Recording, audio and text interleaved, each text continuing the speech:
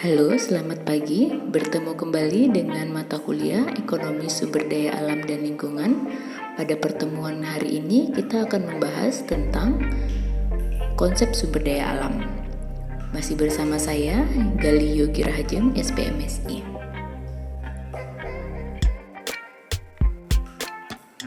Yang pertama, kita bahas adalah definisi dari sumber daya alam. Sumber daya alam adalah kemampuan untuk memenuhi atau menangani sesuatu, sumber persediaan, penunjang atau bantuan, sarana yang dihasilkan oleh kemampuan atau pemikiran seseorang. Sumber daya alam adalah sesuatu yang memiliki nilai ekonomi, aset untuk pemenuhan kepuasan dan utilitas manusia, komponen ekosistem yang menyediakan barang dan jasa yang bermanfaat bagi kebutuhan manusia. Berikut adalah definisi menurut Adam Smith.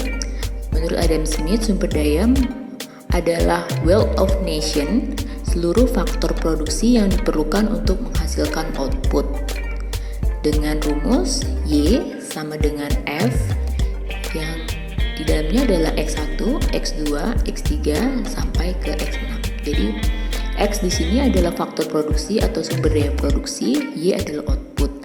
Jadi untuk mendapatkan suatu output itu bisa muncul dari berbagai macam sumber daya yang saling terkait.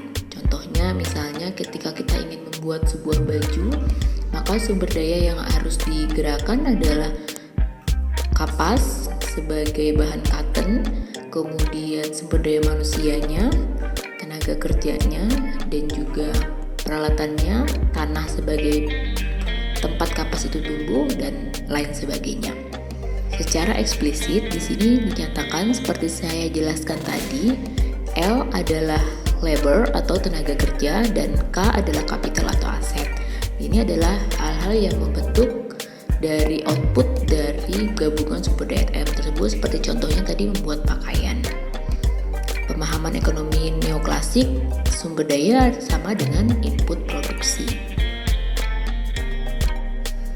Kriteria sumber daya, salah satunya adalah harus ada pengetahuan, teknologi, atau keterampilan untuk memanfaatkannya. Yang kemudian adalah harus ada permintaan atau demand terhadap sumber daya tersebut. Berikutnya adalah aspek teknis yang memungkinkan bagaimana sumber daya dimanfaatkan. Dan yang terakhir adalah aspek kelembagaan yang menentukan siapa yang mengendalikan sumber daya dan bagaimana teknologi digunakan. Jadi kriteria-kriteria sebelumnya harus ada naungan dari sebuah pemerintahan agar sumber daya alam tersebut tidak dieksploitasi dengan semena-mena. Indonesia merupakan salah satu negara dengan kekayaan sumber daya alam hayati terbesar di dunia. Contohnya di sini adalah sumber daya alam laut, perairan, dan juga pegunungan dan hutan. Ada 10 rekor kekayaan sumber daya alam Indonesia. Indonesia merupakan negara kepulauan terbesar di dunia yang terdiri dari 17.504 pulau, termasuk di dalamnya adalah 9.634 pulau yang belum diberi nama dan 6.000 pulau yang tidak berpenghuni.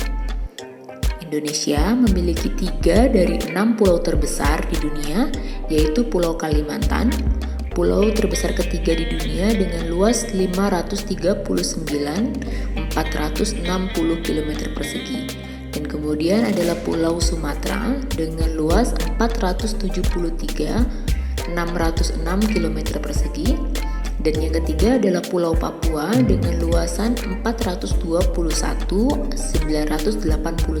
km persegi. Di sini adalah salah satu dari kekayaan alam yang dimiliki Indonesia, terutama di Kota Tarakan atau Kalimantan Utara, tempat di mana Universitas Borneo Tarakan berada.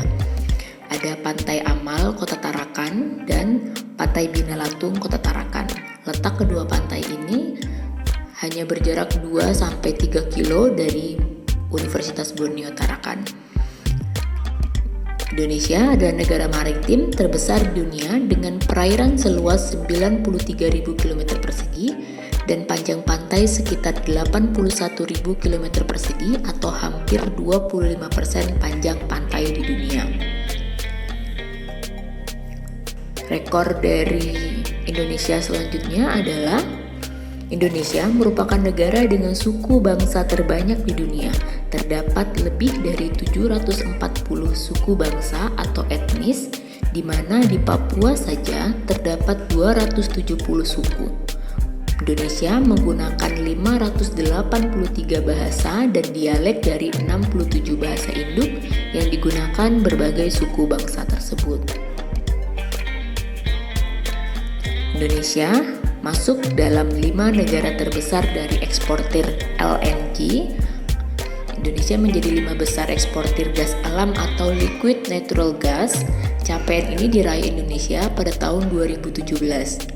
Namun untuk saat ini belum ada data terbaru mengenai peringkat negara teratas dalam pengekspor gas.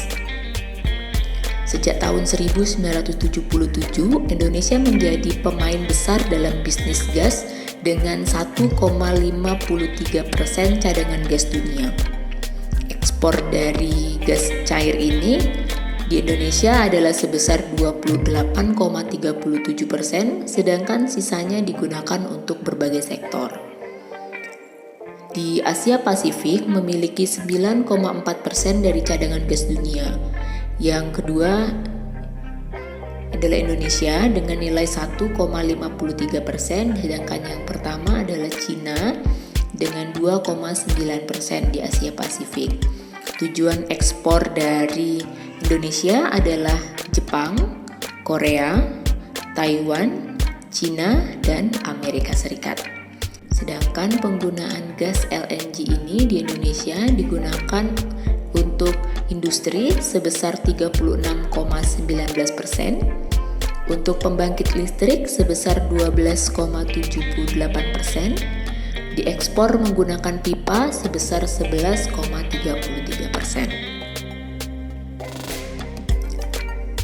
Berikutnya, rekor yang dimiliki Indonesia adalah Indonesia memiliki terumbu karang atau coral reef terkaya di dunia dengan 18% dari total dunia dan memiliki spesies ikan hiu terbanyak di dunia yaitu 150 spesies.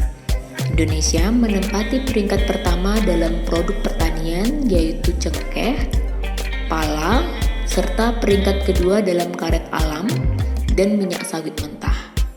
Dari dulu Indonesia memiliki potensi yang besar atas rempah-rempahnya, karena itu sejarah menyatakan Indonesia dijajah dikarenakan berlimpahnya rempah-rempah yang ada di Indonesia.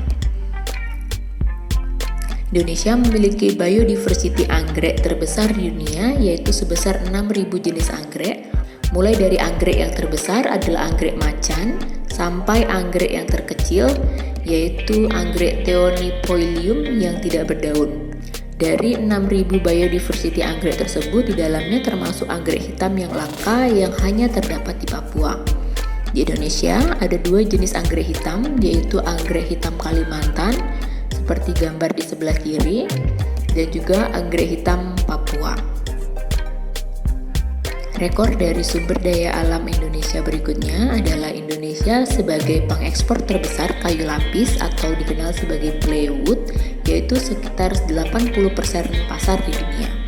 Indonesia juga memiliki hutan bakau terbesar di dunia, yang tanaman ini bermanfaat untuk mencegah pengikisan oleh air laut atau abrasi pantai. 10 potensi kekayaan alam Indonesia tersebut harus dijaga kelestariannya agar memiliki kelangsungan bagi anak cucu kita nanti.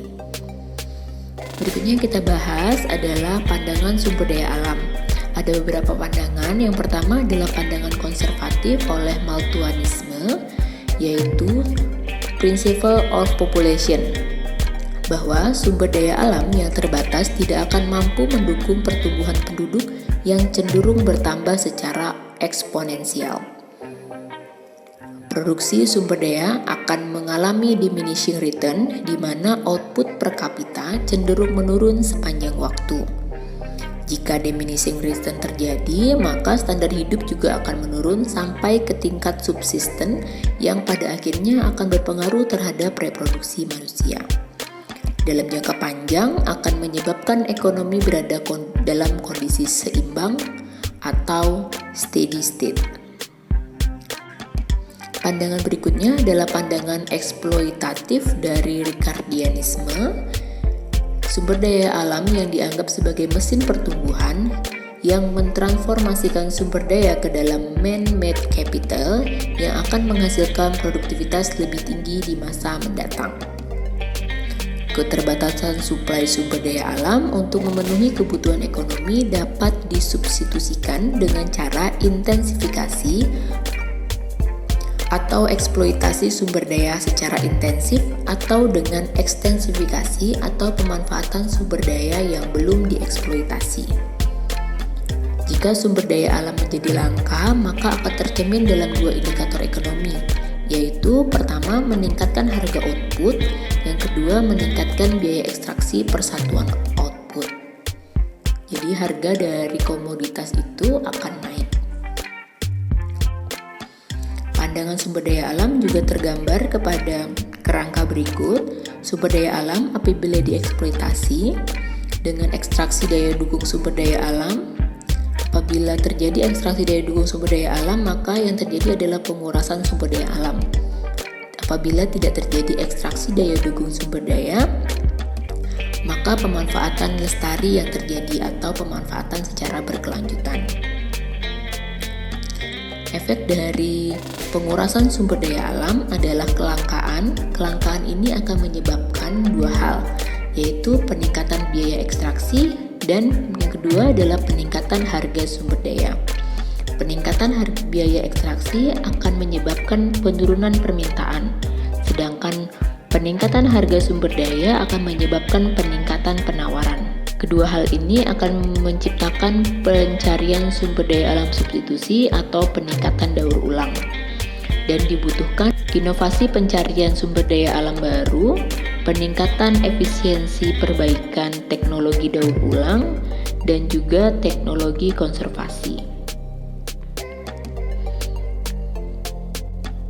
Pertemuan hari ini saya akhiri, semoga apa yang sudah saya paparkan menambahkan pengetahuan kalian tentang apa itu konsep dari sumber daya alam dan lingkungan. Terima kasih, sampai jumpa minggu depan.